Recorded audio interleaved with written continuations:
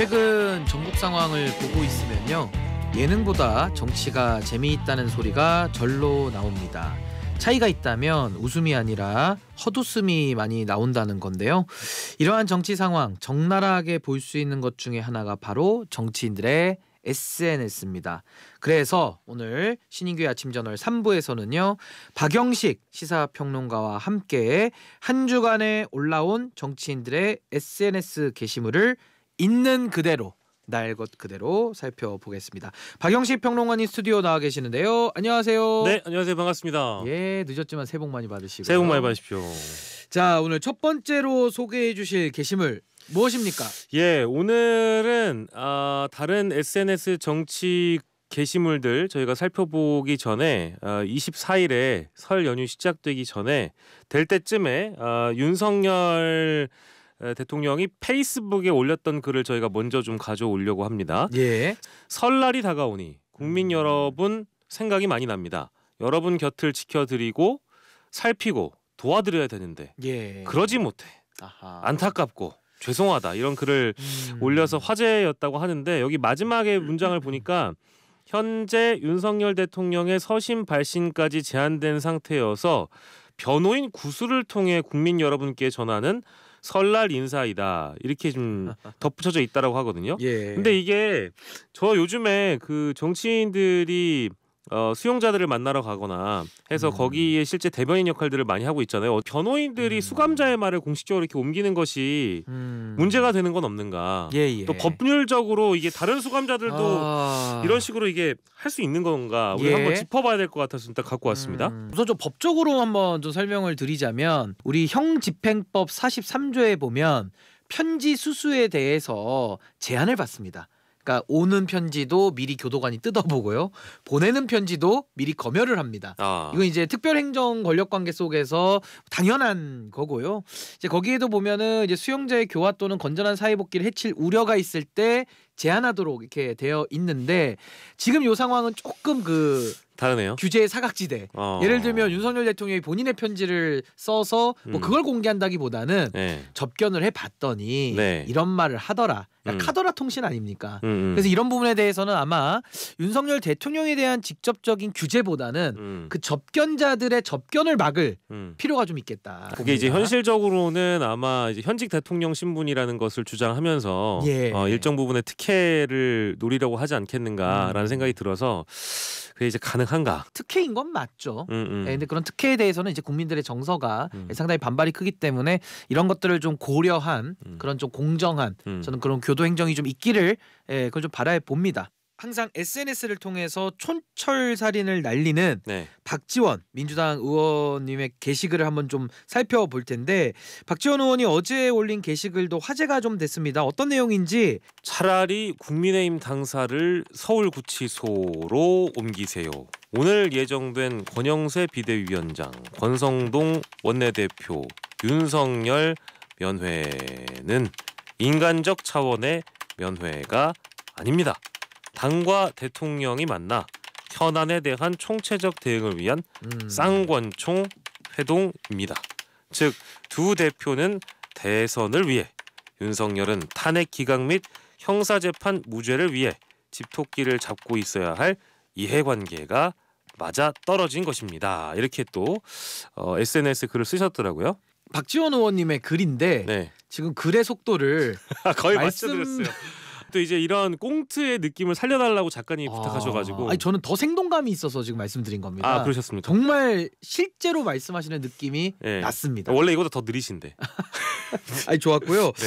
어제 권영세, 권성동 쌍권 지도부 윤 대통령 접견하기 위해서 접견하기 전에 네. 박지원 의원이 해당 게시물 작성을 한 건데, 두 대표와 윤 대통령 이해관계가 맞아떨어져 옥중 정치 펼치고 있다. 여기에 대해서 어떻게 평가하십니까? 글쎄요, 저는 이게 국민의힘 지지도도 지금 뭐 많이 올라갔고, 그리고 실제 이 지지층들을 붙잡아야 될 필요성이 권성동과 권영세 두 사람에게는 당연히 있잖아요. 예. 그래서 옥중 정치를 하고 있는 윤석열의 필요성, 권성동과 권영세 두 사람도 그 여론의 지지가 필요하니까 손바닥이 마주쳤을 때 소리가 나는 법 아니겠습니까? 서로 윈윈이다. 이렇게 좀 요란하게 동네방네 소문내고 갔다 온 거 아니에요? 이제 소문 냈는데 개인 자격이다. 이건 좀 안 맞는 그러니까 거죠. 이제 이건 안 맞다는 앞뒤가 것이고. 안 맞다. 우리 네. 호행님께서 유튜브에서 댓글 주셨는데 그럼 연차 쓰고 몰래 가던가라고 해주셨고 여보세요 나 박지원이야. 이준석 개혁신당 의원인데요. 권영세 권성동 대표가 윤 대통령 접견을 가면 윤 대통령이 지령에 가까운 요구를 할 것이다. 숙제만 잔뜩 안고 올 수밖에 없다는. 사람들은 늘 자기 그릇 크기 정도의 생각밖에 못하지요. 이렇게 남겼습니다. 권영세 위원장이 이준석 의원을 직접 저격한 건데 왜 이런 걸 남겼을까요? 뭐 이준석 의원과 권영세 비대위원장 간에 이제 칼싸움이라고 봐야 되겠죠. 근데 지령 얘기를 했잖아요. 예. 그리고 윤석열을 면회 가면 나중에 선거를 꼭 이겨서 자신을 사면해 달라. 아하. 이런 이야기를 할 것이다. 그리고 나중에 당내 경선에서 강성 지지자의 목소리가 커지면 윤석열은 분명히 자신을 사면해 줄 사람을 지지자들이 밀도록 할 것이다. 우리가 그런 지령 따위를 네. 들으러 간 게 아니라 개인 차원의 방문이라고 도리하러 간 거다. 인간의 도리를 하러 간 것이지 뭐 누가 누구로부터 지령을 받냐. 그는 어디까지나 예. 지금 수용자 신분이다. 아하. 피고인이다. 예. 라는 형태의 어떤 선긋기를 좀 하기 위함이 아닐까 싶은데 우리가 지령을 받으려고 하는 건 아니다. 예. 이제 이런 우회적인 반박을 하기 위한 글이라고 봐야 되겠죠. 그럼 요 두 가지 정도 볼 수 있을까요? 이준석 의원이 지령 받으러 갔냐라는 네. 요 표현은 네. 지금 허은하 대표 쪽에서도 지령 정치한다고 이준석 의원을 비판하고 있기 때문에 네. 그게 좀 약간 거울 효과 비슷하게. 자, 이준석 의원 정치의 반 이상 뭐 거의 전부라고 할 수도 있는데 부정선거 없다고 하는 이준석은 2월 14일 오후 2시 반 프레스센터 18층으로 오라. 외신 기자들도 오기로 했다라고 황교안 전 대표가 예. 페이스북에 25일에 올렸습니다. 약간 근데 한 20% 비슷했습니다. 20% 비슷했습니까? 느낌은 좀 살아 있었고. 아니 토론 제안을 받아들이는 대신 자신들 부응해 오라고 제안하시는데 토론회는 왜 거부하시는지요? 방송국 하나 지정해서 요청하고 토론회를 하면 될 일 아닙니까? 라고 이준석 의원도 말이 좀 빠르잖아요. 맞아요. 예, 빠른 속도로 한번 좀 읽어봤습니다. 네. 그리고 26일에 예, 또 올렸습니다. 또 올렸습니까? 네.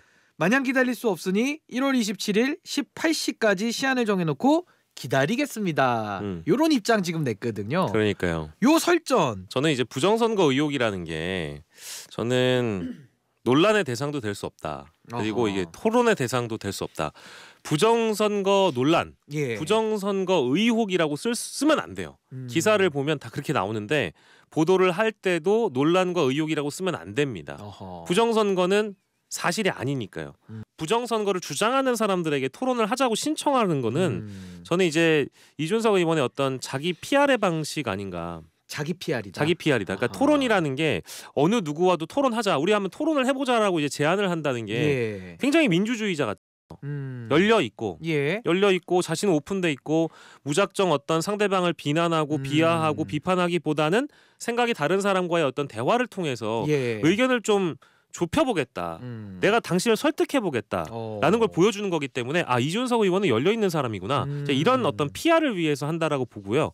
부정선거 관련 영상을 올리거나 다루거나 설명만 드라이하게 해줘도 예. 이른바 조회수가 떡상하는 효과가 있습니다. 이런 거 이제 알고리즘 탔다라고 우리가 그렇죠. 표현을 하잖아요. 예. 그러니까 알고리즘이나 트렌드에 올라타면서 화제가 되는 홍보 방식. 예. 전 이거를 택했다고 보고요. 예. 그리고 이제 토론이라는 이벤트 그리고 아까 제가 얘기했던 부정선거라는 알고리즘 이게 결국 언론사의 주목을 굉장히 많이 받습니다. 그렇습니다. 네, 그러다 보니까 자연스럽게 이 한 주제가 언론사로부터 띄워지면 다른 주제는 언론사 이슈에서 사라지잖아요. 그렇죠. 그런 게 이제 지면이 한정돼 있으니까. 개혁신당의 내분이라든지 명태균 게이트라든지 이런 것들은 이제 좀 사라지게 되다 보니까 예. 결국에는 이준석의 이름과 이준석 측에서 원하는 내용이 언론에 도배가 되고 여론에서는 어떤 자기가 싸움의 어떤 전장을 마련할 때 유리한 지형을 만들어가는 방식이라고 좀 봐야 되겠죠. 그럼 나름 이준석 의원이 좀 영리하게 자기만을 위한 정치를 좀 펼치고 있다 이렇게 봐도 되겠습니까? 저는 그렇게 생각하고 있습니다. 네. 예, 허은하 개혁신당 대표가 SNS에 이준석 의원에게 집이 불타고 있는데 혼자 스포트라이트 받겠다고 대선 출마하는 것이 정상 정치입니까? 라고 이야기했는데 글쎄요, 이거는 이제 허은하 대표 쪽에서도 충분히 이제 할 수 있는 반발이라고 보고요. 지금 이제 가처분 신청의 신문 기일까지 종료된 상태이고 상태이고 이번 주에 결론이 나온다고 하면 그 결론을 봐야 되겠습니다만은 예. 상당히 이 뭐 천하람 쿠데타, 이준석 의원의 물타기용 대선 출마 선언 강행 이런 메시지가 굉장히 강하게 강도가 강하죠. 강도가 강하게 좀 예. 각인되는 메시지라는 점 확인해 드렸습니다. 이제 개혁신당의 가처분 결과도 많은 분들이 좀 관심을 가지실 텐데 개혁신당의 내홍, 네. 내전 어떻게 정리되는지도 저희가 잘 관찰해 보도록 하겠습니다. 여기까지 하겠습니다. 박영식 평론가님 감사합니다. 고맙습니다.